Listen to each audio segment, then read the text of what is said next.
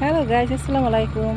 তো আজকে আমরা আসছি দোহারের একটি বিখ্যাত জায়গা, সেটা হচ্ছে নারিশা। নারিশা এখানে ডাক বাংলো এটা আর কি। তো এখানে এখন সন্ধ্যা হয়ে গেছে, তেমন কিছু বোঝা যাচ্ছে না, কিছুক্ষণ আগে বোঝা যাচ্ছিল। তো আসলে এখানকার প্রকৃতি মোটামুটি মিনি কক্সবাজার যে বলে মানুষ, বাংলাদেশের মিনি কক্সবাজার, খুব একটা খারাপ বলে না মনে হয়।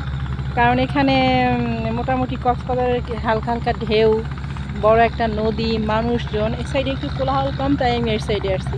এখানে দেখেন নদীর ধারে কাশ ফুল, মানে সেই একটা মনোরম পরিবেশ।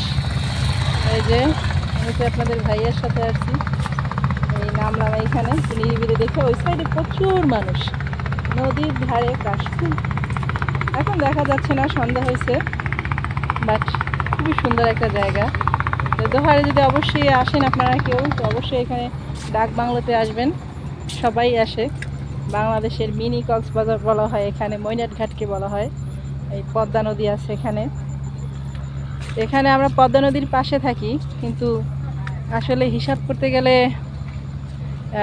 পদ্মা নদীর মাছের এখানে এতটাই দাম, যেটা অন্য অন্য অঞ্চলেও মনে হয় পদ্মা নদীর মাছের এত দাম না। বলে ফ্রেশ, তাই দাম বেশি। ওকে গাইস, শুভ সন্ধ্যা।